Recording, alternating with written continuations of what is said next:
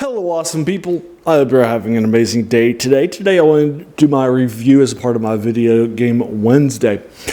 Typically flashbacks of older video games and so forth that I like to do every Wednesday and so forth. Today we're doing 1992's Star Control 2, the Urquan Masters, by two people team. And so forth. So we're going to be looking at that, doing my review of that and such. The only time I've done a video game that was recently released was when I did about 100 hours in Planet Coaster 2 last year. I was not provided a copy of this and so forth. It was released on November 17th, 1992. It was made by Toys for Bob, the two person team, and released by Accolade Denon. It was purchased and such, and now it's owned by StarCraft, and so now the ones that make Alcid. So they're the ones out there that are now releasing it. It's on Steam for and GOG for $3.99. So you can get it for $4 for both places, and that comes packaged with the first game. You can also just go ahead and download the Urquan Masters for free. I'll link you to that. I just went ahead and checked it out last night, and it's 0.8 versions. It's a free download, a remaking by fans and so forth. It adds some voice, it adds some stuff like that. Great stuff. Love it lots. Since it's free, you might not want it. It's an awesome opportunity. There's also a 3D version too, in case you're interested in more advanced graphics and that sort of a thing. I just, after writing this review, I was like, man, I really want to check that out. So I went ahead and put like an hour and a half into this game last night after I finished my Battletech game at about 12:30. And so I didn't go to bed until like 2 and so forth, and put about another hour and a half into this thing, into the Urquan Masters, the free version. That's now 0.8. I did have 0.7. So this is a more recent version and that sort of a thing. So it's heavily loved. It's heavily appreciated by fans even today, right? This critics on Metacritic haven't given. I with Metacritic, there weren't enough reviews, and I was really shocked by that. So I looked up the Wikipedia instead, right? Most people at the time gave it either 4.5 or 5 stars to it and such, and some, it actually made some best of lists, right? That year, or regularly on best of games from people like the best 100 video games, myself too, and such. And so they regularly give it, like, it made game of the year from a few folks from 1992. Some places that really liked it and that sort of a thing. So it's great stuff. Love it lots for those reasons. So basically in this game, you're going to start off with an empty precursor ship that's designed to be a workhorse. You can basically design it based on the mission and such, and then you're going from a remote human planet and so forth, and you're going to be. So they found it was during in a war between the Alliance of Free Stars, the good guys, like the Chenjasu and the Murmur, and you and the Yi Hats, all the good guys, and the Siren are fighting for democracy and the rights of folks against the evils called the Ur-Quan hierarchy and their Battle Thrulls, and so forth. So that's basically the first one. This is taking place 20 years later, and so forth. You were a child, 20 years old now. You are a remote child of a remote research station that was checked out. And you find a precursor station on a planet called Procyon. I think that's called Vega, I think. Anyways, so your star will have a thing around it and that sort of a thing, and it has a precursor vessel, but it's not really complete, it's just a skeleton one. And so now you are arriving in the solar system, which is our system, Earth, and that sort of a thing, with our solar system and that sort of thing. So you're now arriving. It's 20 years later. You have not been rescued. Your ship crash landed. You set up a colony there. You sent out your researchers. You've been basically cut off for 20 years. So you're here to find out and help the battle, and so forth. So you're going to arrive in the solar system, and then you'll find out that the good guys lost the wars against the bad guys, and so forth. And now everybody has either been turned into Battle Thrulls themselves or fellow slaves. They're behind a slave shield. It's unpenetrable. and they work to help out like the war effort by making and meaning battle stations out in front of the things, right? And humans and your allies, the Cyrene, have become fallow slaves, or the Chinjes and the Merm, or some of them have become battle thralls, like the Yihaz, which are always very, very strong about battling and that sort of a thing. And so you're going to find out a lot about that early on. And so for all humanity's allies are now under like a shield slave, like I mentioned before, and suffering outposts and such. So now what you're going to have to do with this nasty, great ship is you're going to have to start to build it up, and so forth. And so in the first kind of introductory last night that I pre-played again, you're going to arrive at the Terran station. You're going to find them some radioactives so they can, because the Ur-Quan supply ship has been out of touch for 8 years rather than 5, and that sort of thing. And then they're going to direct you to the lunar station, which is an Ur-Quan listing post. You're going to find out that it's actually just running on automation. You're going to come back. There was a satellite in the system as soon as you arrived that told the Ur-Quan that you would arrive, because this is under their protection now, and so it sent you are deemed to be independent because your ship didn't register, and then you wind up going ahead and killing an Ilrath, one of their battle thralls that's nearby, that arrives in the system. And once you kill the Ilrath, you'll basically ally with the humans. So you'll get Earthling pilot missiles, and the ship will be turned over to you, the station, and you can basically go to that station, refuel, and recrew after you take damage or lost crew on landers, and that sort of thing, as well as buying modules. With something called resource units that are basically used in order to represent. There you'll trade in your minerals, or just turn in. You'll also salvage stuff after battles too, and get resource units from your foes, and then you'll use that to build up your ship as well as a fleet to have you too. And you can start off by building Earthling cruisers, because one of the people, even though they made him destroy all of them, had made a copy and kept it with her. So she is now able to provide you with the Earthling human cruisers, which was a little bit like Starship Enterprises. They fire nuclear missiles, love them lots. They're a little slow at times, but I don't mind, and that sort of a thing. So now you can build up a fleet as well as buy up modules, and then you'll need to go and get that money and so build yourself up. So you're going to have to but again, you're going to have to start building up a new alliance, folks. You're going to check on your old allies and see where they're sitting, and you're also going to check in on new allies too. But first, why don't you start exploring? You could check out planets nearby, bring back resources, like I mentioned before, to expand your ship, and that sort of a thing. You can buy an armada, but don't take too long, because there is a built-in time limit into the game. So if you take, it says here, like the commander, when you ask him, he'll say spend a few months, mining nearby places, and I would agree with him. He says take a year if you want to. I would not recommend that. There is a built-in deadline. Now there is a way, once you get pretty advanced in the game, to extend it by, I think, 6 months, by sending some folks against some folks. But you get the ideas. So the massive number of races here are fully fleshed out. Every race, every one of them, has their own things, their own values, their own good things, their own bad things, and so forth. They're all fleshed out. And everybody has their reasons. And when you find out the reason for the Ur-Quan being the people that are always coming around, and so forth, you're going to feel for that. You'll be like, I feel you. I get where you're coming from.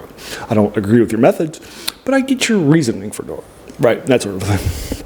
Love it lots. And such, everyone. Now, you probably would argue that the Ilrath probably are evil. They worship the evil dark stars. They do torture, they do sacrifice to the gods, and that sort of thing. So that one might be evil. But the rest of them aren't. They all just have their own points of views, right, from the Vox to the Mycons, and that sort of thing, right? So I would agree that most of them are probably very much their own self. And this is my favorite races from any video game that's in this genre, are in this game. It's the best races out there. It's so well fleshed out, so great stuff. My favorite one are the Spathy, which you'll encounter pretty early. There are Battle Thrulls of the Ur-Quan in the first game.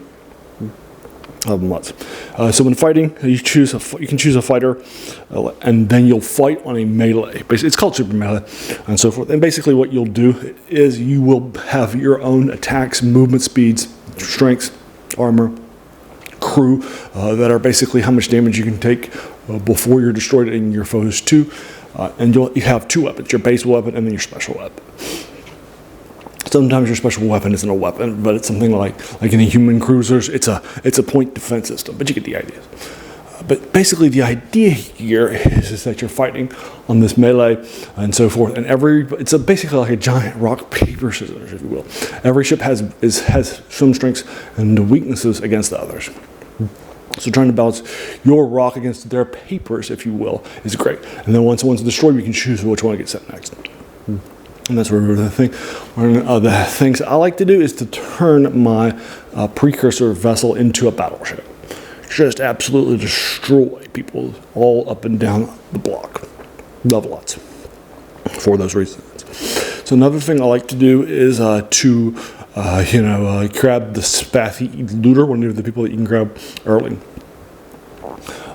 And then I love building them up and so forth, grabbing a few of those because they're fast. They're super fast, and then they fire their weapons. Their main weapons are backwards. You are torpedoes that fire to rear. So love that too.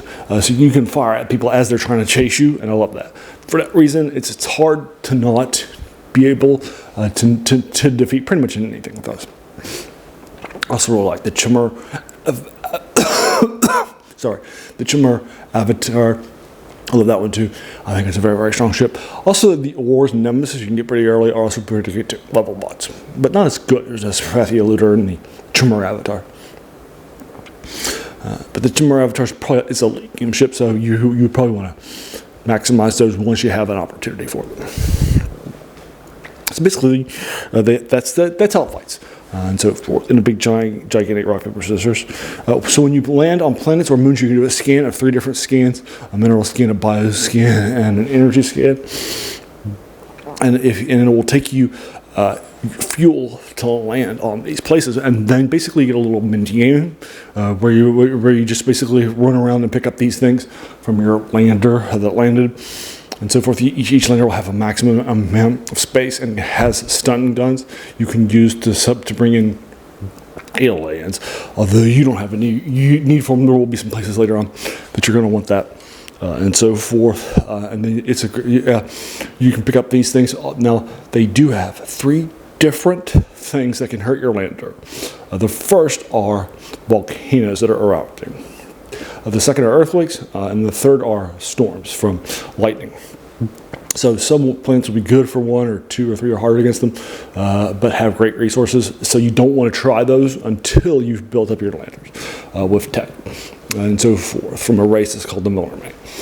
So you don't want to do that at all until that's the case, because you will lose landers fast. That sort of thing, but they're way too hot, they're way too lightning heavy, or they're way too earthquake prone. So you want to stay away from those lots, all up and down. Only get the more valuable stuff, and then don't waste your time or your fuel on less valuable resources, because you only have a limited amount of space. And you don't want to waste your crew, waste your fuel on a landing. So there's a level, each type of resource. The highest are the purples. They're worth a lot. And then radioactives. Also high ones are the ones that are like gold and such. But common metals like iron and that sort of thing, they're not worth a lot. So don't waste your time picking up that stuff. So moving out of the star system, you can travel and fight in hyperspace and then move from system to system and such. So you'll basically exit that space, and then you can move around. So there will be flights in space. Now there is something called quasi-space, which you will need to find, and so forth. So look that up. As soon as you find it, it's kind of a cheat to get to the harder areas of the map and that sort of thing. So you will want to get that as soon as possible. Now, basically 2 issues here. The first is, like I mentioned before, this does have a built-in time limit. There is a way to extend it and so forth, but it's later in the game, and you basically need quasi-space to find them because they're on the other side of the map. So basically the idea there is to get to those right places, and and so that's the first issue with this game. And so forth, just go into it ahead of space and so forth. So I would use, heavy uses and so forth. Secondly, this was written in a time when they didn't typically have these built-in sort of a captain's log that would record everything. So if somebody says something, right, you was expected to write it down, right? So if it tells you a star early on, you need to write that star's name down and go to it. If it says a constellation, if it says some coordinates, write them down, and that sort of a thing. All that information will be used. And then there is a wiki to get to, so use that wiki heavily. And so forth. It will also tell you how to get to quasi-space. I would also use it for that, because once you find quasi-space, this game will be a whole lot easier because you'll be go faster and so forth than hyperspace. Load lots. This is, like I said before, it's beloved. It's a classic. It's heavily influential. Tons of games and so forth. Toys for Bob are very, very strong. They made a lot of games, like Aspire games, that are beloved and so forth too. They're hugely powerful, popular, great guys. Love them lots. So this is clearly a 10 out of 10, right? It's one of my top 10 video games of all time. It would be 11 out of 10 if I gave 11 out of 10s to, but you get the idea. So that's 1992's Star Control 2 for you folks. So there you are. So what did you think about this? Have you played the game?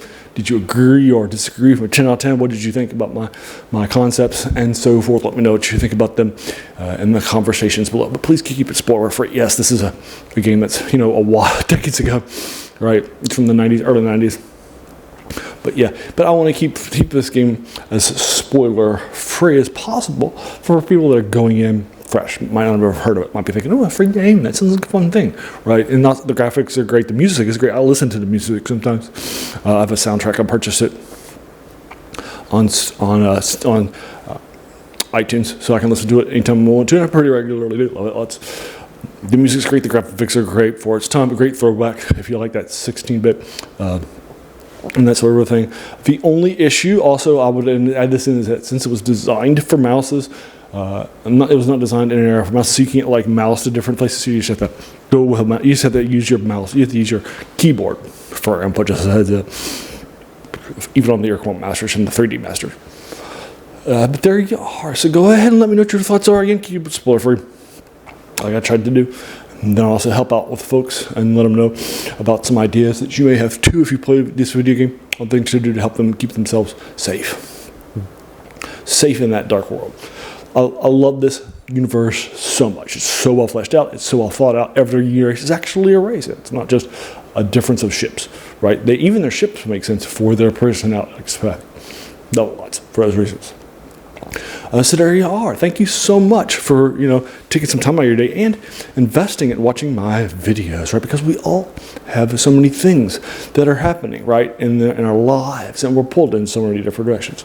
So the fact that you spent this time with me, that's incredibly humbling, and I appreciate it so very, very much. If you like this video and you want to check out some of my previous video games on Wednesday, please do so. And then also you can check out the subscribe button, the like button to this, and just watch it. And then also just let your friends know too. That's also a key part too. And then also I have three reviews a week of other non-video game stuff in the fantasy, science fiction, and horror genres, some older things like H.P. Lovecraft yesterday, or tomorrow I've got a sci-fi thing in the post-apocalyptic game books from the early 90s too. And then on Sunday I just published a fantasy short story and such. So you get a whole bunch of those all right now. All these are older and so forth. And then I also do Saturday where I do a review of an older serial in the movie eras and the pulp era and that sort of thing. They're forgotten one. We're doing The Shadow on Saturday, and on Monday dedicated to wargaming or role-playing game older thing. I just reviewed a Test of the Warlords, a module from the Dungeons and Dragons from '84. So if you like that stuff, definitely check this out. And if not, if you're just into video games, that's fine. I'm not going to lose this if you just watch video game stuff. As a reminder, this channel is named The Worst Thing About New Books. That's a quote by French philosopher Jacques Joubert, who said that the worst thing about them was that they kept us from reading the old ones, right? And this is definitely some older stuff that passion the channel. This in case you're watching it or playing it, but you get the idea. Although there's a lot of reading here too. So there you are, and I want to thank you again, and have a great day.